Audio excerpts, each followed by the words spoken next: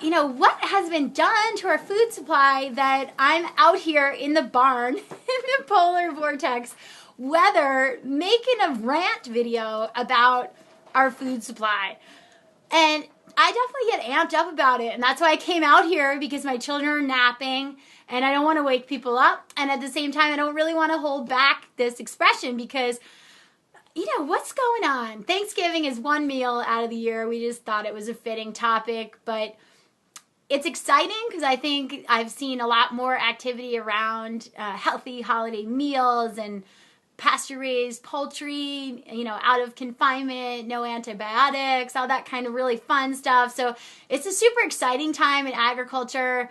It's always a time of great hard work. And, there's lots of men and women in agriculture who are just using certain practices that are really bad for the health of human beings, animals, and the ecosystem.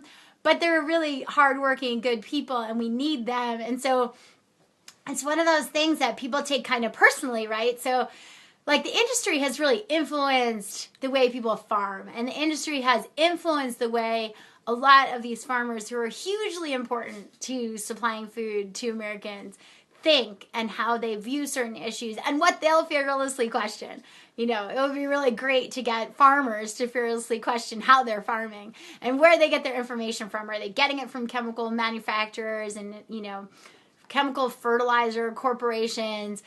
And who's checking on those things? Who's doing the due diligence of, do these things really have long-term health consequences? And we know the answer to that. We know it's industry funded, it's industry scientists, and no, nobody knows.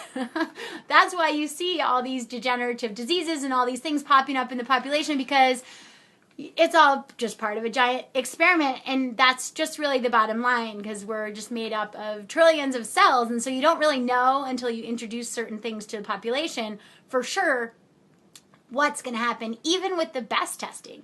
And so it's crazy to me that it's so hard to go out of your house and go get some good food somewhere, that everywhere you turn, it's just crap food, sugar and just junk food in the schools and just crap food everywhere. And that's really my rant. And it's nothing against people that are serving it, that are making it and this and that, but it's how did we get here? How did we get to that everything is just so out of whack, and what is it going to take to change everything? And, that's what we've done here on the farm. That's what we dedicate our life to. And I think it's just about an awakening and understanding and awareness, and then a correction period. So